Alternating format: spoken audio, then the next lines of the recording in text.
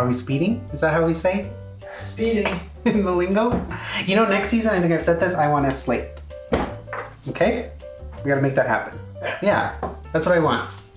Not that we need it, but like visually, I wanna see it. You know, make this legit. Like this.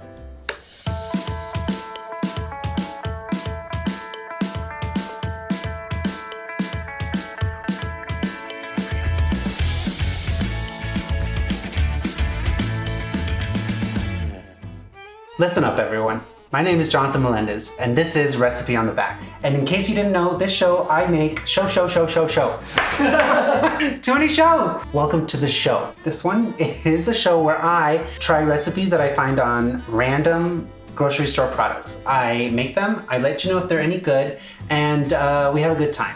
That's it. That's the show. 2 seasons in, you'd think you would know already. I keep getting this behind. So what is this? Come join us. Oh, come join us. On today's episode, we have a box of beef broth.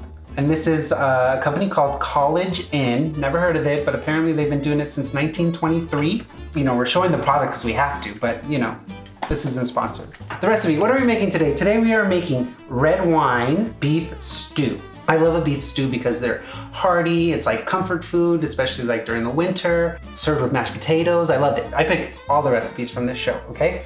But this one I really wanted to try because it actually sounds like a legit recipe.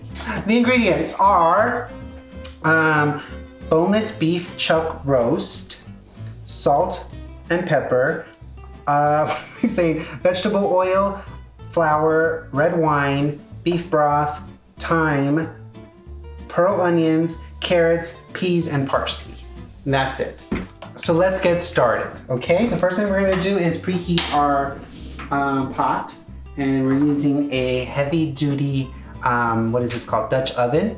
It heats up really evenly. Because they're like cast iron, it retains the heat throughout the cooking, which is what we want when we're making any kind of stew or anything that simmers for a while or braises for a while, okay? So the first thing we're gonna do is toss our beef with salt and pepper. So we're gonna season it. And this is boneless chuck roast, beef chuck roast that is cubed up, which is what the recipe calls for. So don't be shy in seasoning this. You might think like, oh, that's a lot of salt and pepper, but it is a lot of meat. And so you wanna make sure it's seasoned properly because this initial first sear we do is what locks in the flavor of the meat so you don't have bland stew later on, okay? So tons of salt and tons of pepper. A little hint, I have recently started buying kitchen gloves for tasks like this because it makes my hand clean up easier, you know, and then I don't have to keep washing my hands, but then also I don't have to touch the meat. So once the pot is screaming hot, you want this very hot, again, to develop that crust on the meat. If you're gonna brown it, people overcrowd your pot, like you'll add all the meat at once and you'll realize it's not really browning because the pot doesn't have any room for the moisture to escape, so the moisture is just retained in there, and now you'll find all this like excess water or liquid, you know, from the meat in the pot. Stuff isn't browning. Always brown in batches. So like for these 3 pounds, you'll probably do this in 3 batches. Single layer, don't overcrowd the pan, let it sear, take it out, then add the next batch, and then again with the 3rd batch, okay? And that's what you wanna hear. You wanna make sure the pot is very hot. Don't mess with it. Let it sit there to develop that crust. This tells us to let it sit for 4 to 5 minutes per batch. So about 2 minutes on this first side, flip it over, 2 minutes on the second side. One kitchen thing I can't live without is one of these splatter screens. It changed my life completely because I am so neurotic about seeing like my stove greasy and dirty, but this has really helped because it prevents the splatters to go everywhere. Anyhow, we're taking the last batch out, and if you can see here, I'll bring it out here, look, that meat is brown. See, it's not gray, it's not gross, it's developed a nice crust to it. And that's what we wanted. The next step is to deglaze the pan. So right now, look at that, right? All of that is like flavor. So we wanna take that flavor off of the bottom of the pan, right? And create like a sauce. And the way we're gonna do that is with some red wine. So the box says use dry red wine. I mean, honestly, I don't know what dry red wine is compared to wet. I mean, the wine's wet, but you know what I'm saying. A dry, I guess, like in flavor, right? So you don't want something that's too robust. So I'm just using like a cup, it says. So a cup, add it to the pan. But when you add it, the important thing is with the wooden spoon, you want to scrape up all those bits at the bottom of the pan, because that's again where all the flavor is. Simmer for like 3 to 5 minutes or until reduced by half, okay? And what we're doing this stage is cooking off the alcohol. So obviously wine has alcohol. In case you didn't know, the alcohol evaporates into the air, and what's left behind is just the flavor of the wine. In the meantime, it says to toss the meat with a 1/3 cup of flour, and which is interesting because I've never seen that before. But again, I like to follow the recipes for the most part as they're written. So if there's a mistake, you know it wasn't my fault. We're gonna just follow along with what this says. And what the flour is gonna do essentially is thicken up your stew.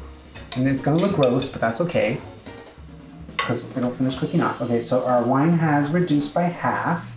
We're gonna add the broth, which is a carton, right? Yeah. Yeah, 1 carton of this beef broth here. And then add 4 sprigs of fresh thyme. It doesn't say to take it off, like to take the leaves off and chop it. When I do stews like this, I just put the whole thing in here. The leaves will fall off and then you can just fish out the stems later. So you wanna bring this up to a simmer, and then we'll add the beef in there and allow it to cook. Okay, so our broth and wine mixture has come up to a simmer, and we are going to add the beef that we mixed with the flour back into the pot. Stir everything together, bring it back up to a simmer, and then allow it to cook uncovered over low heat for an hour. This will thicken the sauce, begin to thicken it, and then soften the meat before we add the veggies, right? Anyhow, 1 hour uncovered, and then we'll meet back here. Okay, so our stew has been cooking for an hour, and now we're ready to go to the next step, and that is to add the veggies that we're gonna be using. And this one is carrots and onions. The recipe says to use baby carrots, right? And just add them in whole. I have a really pet peeve of using baby carrots in recipes because I just think it looks so funny. Like if you have a stew and then you just see these like little baby carrots in there. I think that's so odd. For some reason, it like really bugs me. So I'm not using baby carrots. I'm gonna just use regular carrots that I'm gonna peel and then chunk up into bigger pieces. And my store did not have frozen pearl onions. They only had regular pearl onions. I had to peel each of these individually. Okay, it took me forever. I almost got very upset, but I didn't. I did it. The things I do for you and this show. I'm just gonna kind of chunk them, add it to the stew. 1 14-ounce bag of frozen pearl onions. This, again, they're just like one of the containers in the produce aisle. And then the recipe doesn't state it, but I'm gonna think outside the box. And I'm going to add some garlic. I feel like you could use some garlic in it. So I don't know why they didn't add it to the ingredient list. Maybe they didn't have space, but I'm going to add some garlic. And I just have a few garlic cloves here, maybe like 5 or 6, and just roughly chop it. It doesn't have to be finely minced because it'll kind of blend into the sauce. It looks delicious. The sauce itself looks amazing. Like you really smell that depth of flavor from the red wine and of course the beef stock, but honestly, amazing so far. I'm impressed. Stir everything together, then it goes back on the stove for another hour. And then the last thing we'll do is add the peas. You wanna wait to add the peas till the very end because if you add them now, they'll continue to cook. In an hour, those peas are gonna be brown. They're gonna be gray. They're not gonna have that green, bright color. You'll get that if you add it right at the very end before serving. So we'll save that to the end. So again, low heat simmer, 1 hour. It is finally done. It looks amazing. It smells incredible. It's gonna be fantastic. You're going to cream your pants. Last step, I know this seems like it's ongoing, but I think it's worth it. A cup of frozen peas, we're gonna add it. And then we're going to add a little bit of chopped fresh parsley. Give it a rough chop, add it to the stew. Wow, delish. Give it a stir, and that's it. It's finally done. That looks incredible. Now comes the best part, trying it. So let's give it a try. Can't wait. Wow, wow, wow, wow. Okay. Look at that. That looks amazing.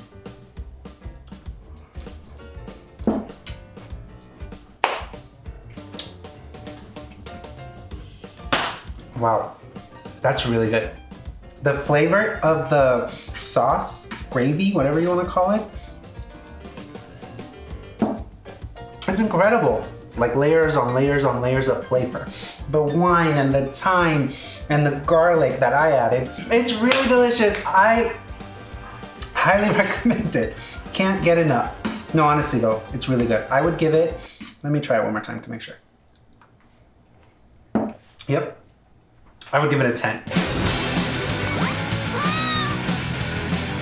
Come back again, watch the show, rate it, subscribe. I haven't told anyone to subscribe. I'm telling you now, subscribe to my channel. YouTube, hit the like, hit the subscribe. Watch, comment, rate, share. Make this stew, you're gonna love it. Mwah, love you to pieces. Bye.